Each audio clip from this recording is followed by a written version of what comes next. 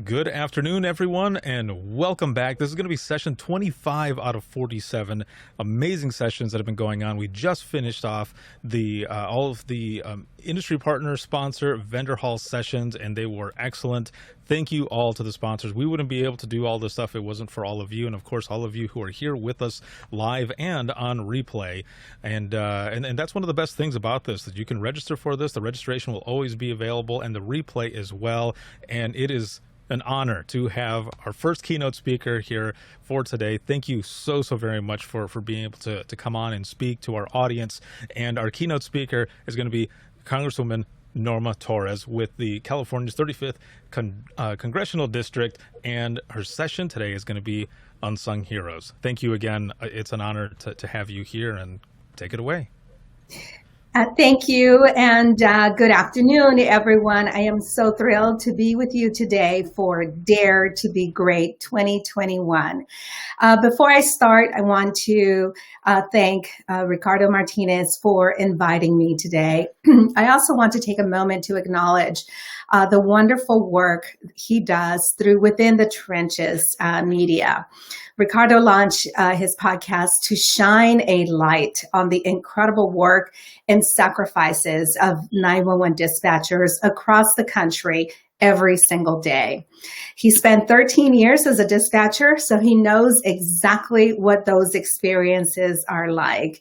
It goes to show that everything you go through as a 911 dispatcher, the friendships that you forge, the memories of helping people in their most vulnerable moments, the experiences of helping to save a life, it is always stays with you, and it stays with you for the rest of your life. This is something Ricardo and I have in common. It's something that we all have in common, I should just say. I've been in elected office since 2000, and my work in public office is defined by the 17 and a half years I spent with a headset on at the 911 center in Los Angeles. Those experiences are what drove me to run for public office in the first place. And they're why I authored the 911 Saves Act in Congress as well, to ensure the profession receives the respect that it deserves.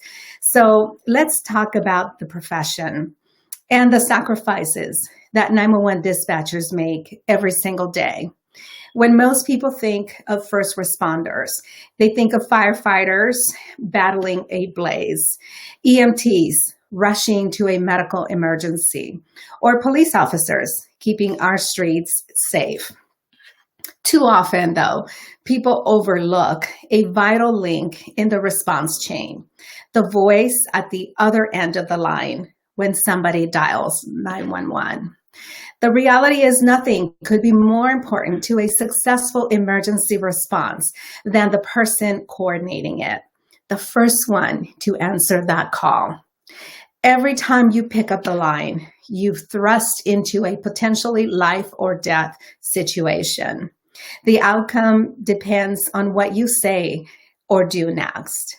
You have seconds to make order from the chaos in your ears. You have no time to second guess your response. You're right the first time because you have to be. And the emotional scars that come with a job are too real.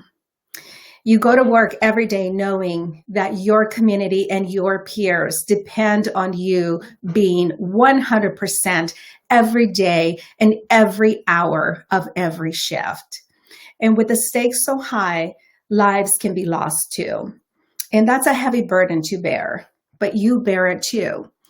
You work the graveyard shifts and don't end until someone relieves you. Or you show up at work on your day off because there's no one else to do it. It's all but impossible to find a babysitter, let alone live a normal life. With a work schedule like that, you bear that burden too. You listen and help people in their most vulnerable moments, and then you go home and have to be mom, dad, or the person your friends know and love. That's an impossible switch to flip. but you bear that burden too. The impact isn't lost on anyone joining us today. The attrition rates are high. The PTSD rates are nearly 25%. Call centers are setting up peer-to-peer support just to keep the new folks from walking away before they get through training. The toll is real, and we need to understand it, and we need to respect it. That is why I introduced legislation that you may have heard called the 911 Saves Act.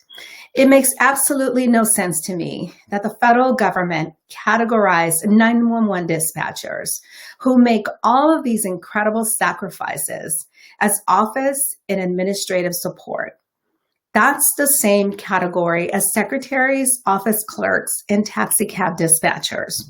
To be clear, I have nothing but respect for these professions. But let's be clear, it is a different line of work, and we need to acknowledge that. Reclassifying dispatchers with fellow protective services would not cost a dime and would give this vital occupation the dignity and respect that you deserve. That every dispatcher who makes these sacrifices to keep their community safe deserves. Every successful emergency response starts with a call, and dispatchers who answer those calls lay the foundation for every life saved and every criminal apprehended. No hero should go unsung.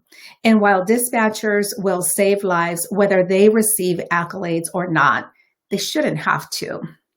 That is why I will continue fighting until the 911 Saves Act is the law of the land. We're already up to 84 co-sponsors in this new Congress, including, by the way, 22 Republicans. It speaks volumes that even in the hyper-partisan times that we are in, the need to recognize dispatchers for the vital work that you do is a bipartisan issue. With that, I will close by saying thank you for all that you do to save lives, to protect the public, and to serve your communities. It is an honor to stand shoulder to shoulder with you and to work in Washington on behalf of the issues that impact your lives. Continue to be great and enjoy the rest of Dare to be Great 2021.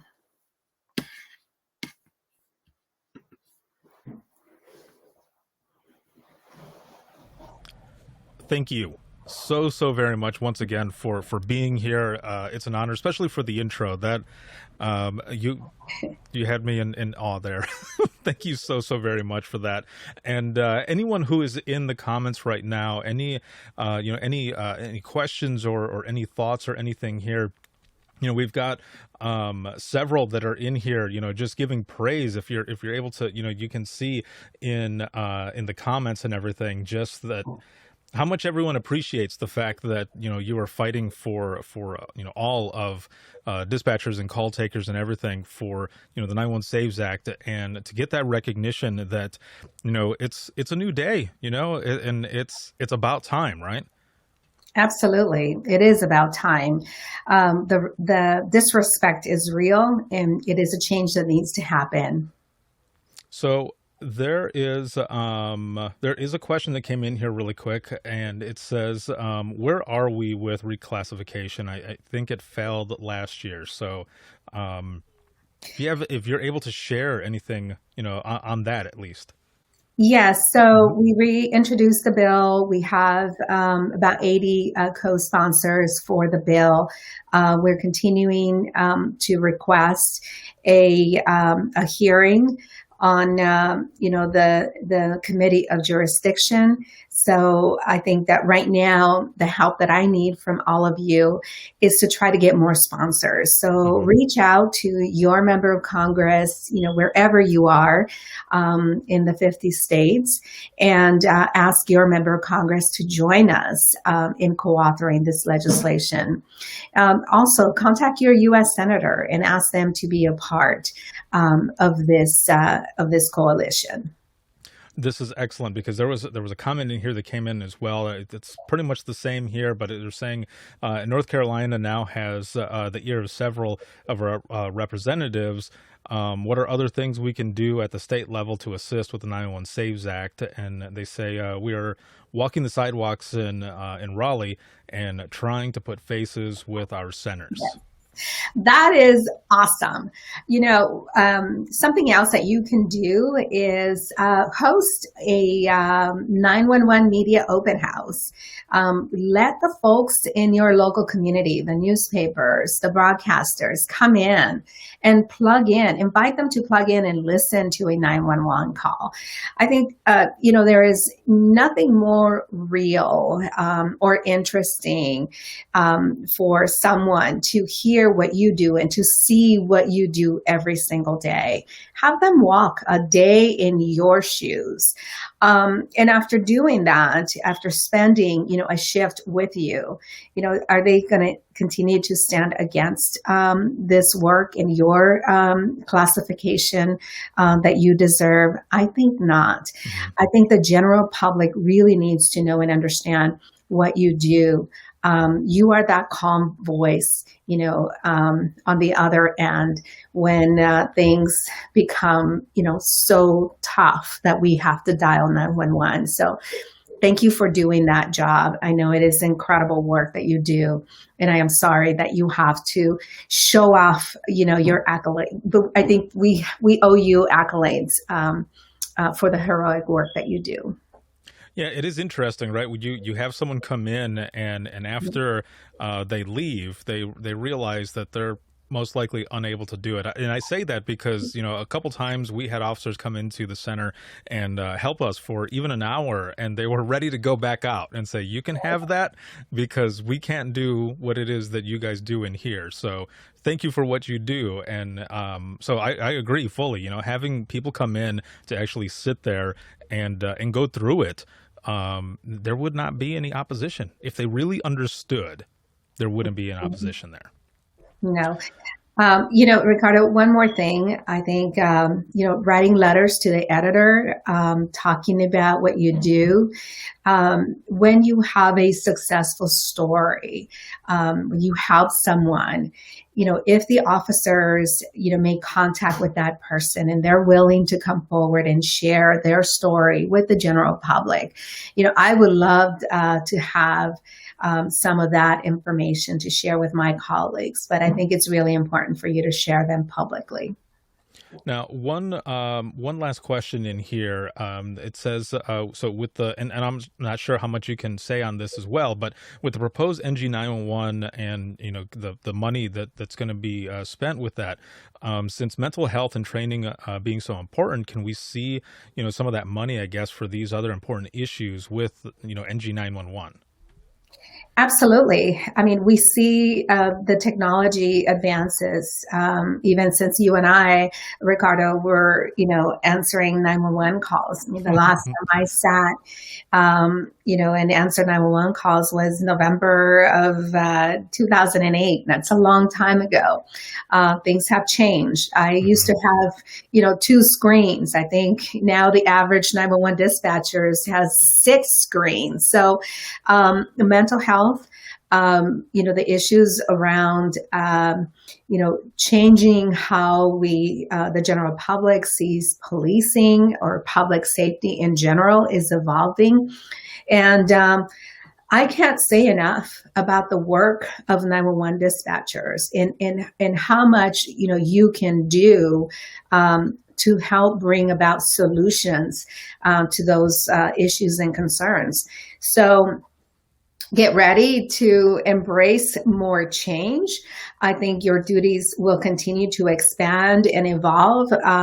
But that is why it's so important to make this necessary change to your job classification. Because if we do not make that change, it makes it almost impossible for members of Congress like myself to write grants and ensure that you have the opportunity to get the training and equipment and support that you need to do your job 100% every single day, which is what is expected of you.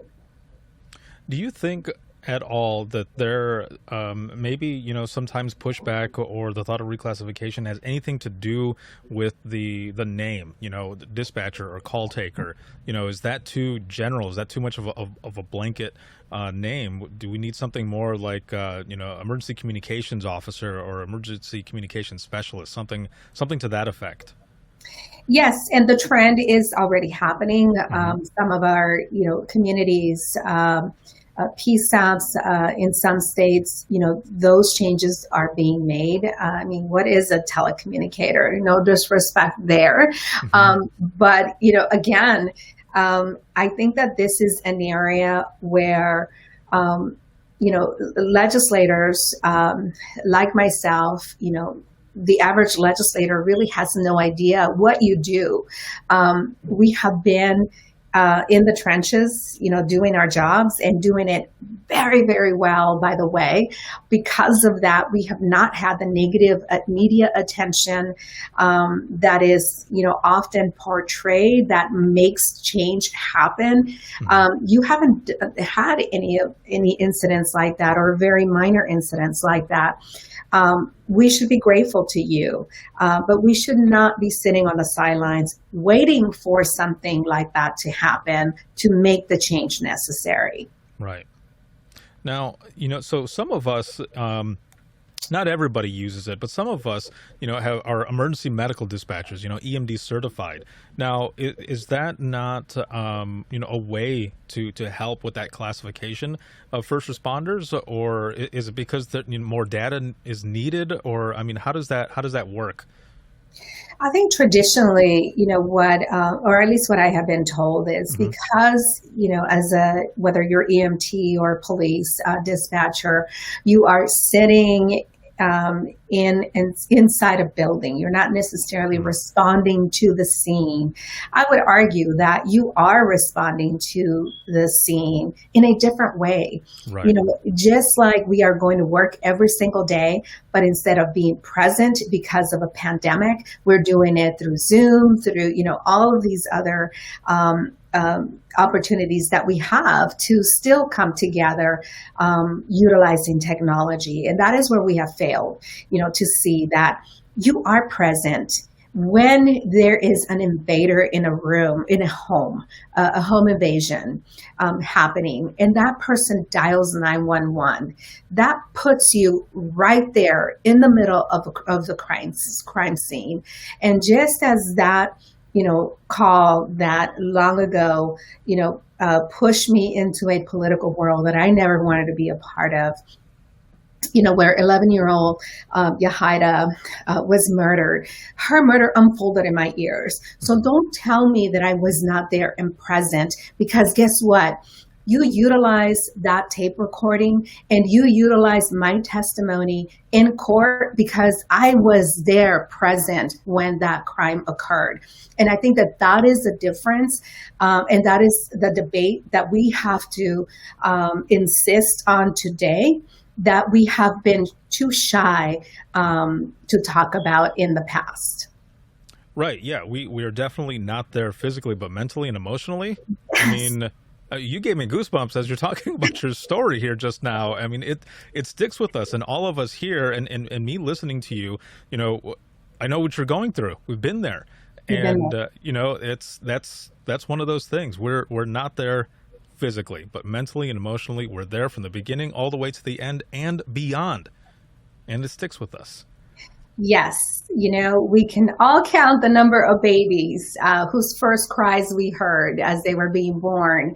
And the Yeah. mom, unfortunately, did not make it to the hospital, and we had to Hmm. help them through that process of giving birth. We all have those stories. Don't be shy, share them. That's amazing. I already saw in the comments and also in our Discord community people sharing hashtag don't be shy. So this is that's amazing. And it's just true. We need to speak up and don't be shy, just like you're saying. Now, with all of this, what is it or why is it that, the OMB does not understand the importance of what we do? Is it simply because they don't have the data, or I mean, what is it that I guess just in your own thought? Personally, I think that we have been relegated to a bunch of women, that do their job. They do their job very, very well. We don't complain. We go to work every day, and guess what? They get 100% of us every single day that we're answering 911 calls. Mm-hmm. It's time to turn the tables. It is a new day. It is new technology. We are there in the crime scene. We are there when things are happening, and we need to be as vocal as we can be and accept nothing less than what we deserve. Perfect. That is excellent. Thank you so very much for being on and spending a little time here as well towards the end to answer some questions and go back and forth. I mean, just everything in the comments, people talking and sharing many things. Some people are saying that they need the Imagine Listening stories and some of the sessions that I've done where it was share these I Am 911 stories, that they should be shared to the Congress and Senate. And hey, I'm available. If you ever need someone to come in and share some stories, I will share some stories. But this has been excellent. Thank you for your insight, for your continued fight. And I guess in closing, for anyone who is here watching, whether it be right now, live, or on replay when they come back, and we feel like giving up, this fight, which I hope no one ever does.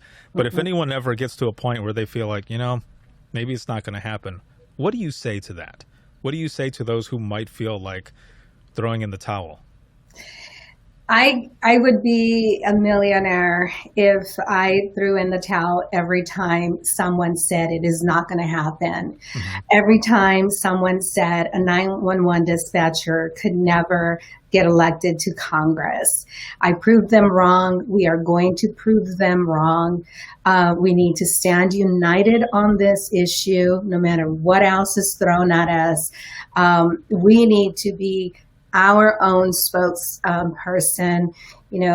I think it's wonderful when sworn personnel, the chief of police or the fire chief, stand up at a press conference and tell the story of a great, successful 911 call. But you know what? Don't accept that. It is wonderful that they do that, but you need to be standing there right next to the chief, and that chief needs to give you the mic because you are the one answering the call, and you are your best representative on that podium. So don't accept nothing less than what you deserve. Amazing. Thank you so very much. There have been so many people who have been pushing and getting this past state at the state level, and now we're going to be doing this all the way. So thank you very much to everyone who is here in the comments as well, in the audience. Thank you for joining us. Again, it's been an honor. It's always an honor to speak to you, and thank you for fighting for us and for being here. Thank you so much. Great to see you, and take care, everyone, and keep being as wonderful as you are. Thank you. Excellent. Have a good one, and we'll see everyone in the next one. The next session is going to start at 2:30 p.m. Eastern Time with Captain Kevin Haight, and he's going to be doing a session called 911, What's Our Emergency? Diagnosing a Struggling Occupation Serving a Neglected System. So we'll see you all in the next one. Thank you again very much. Have a good one.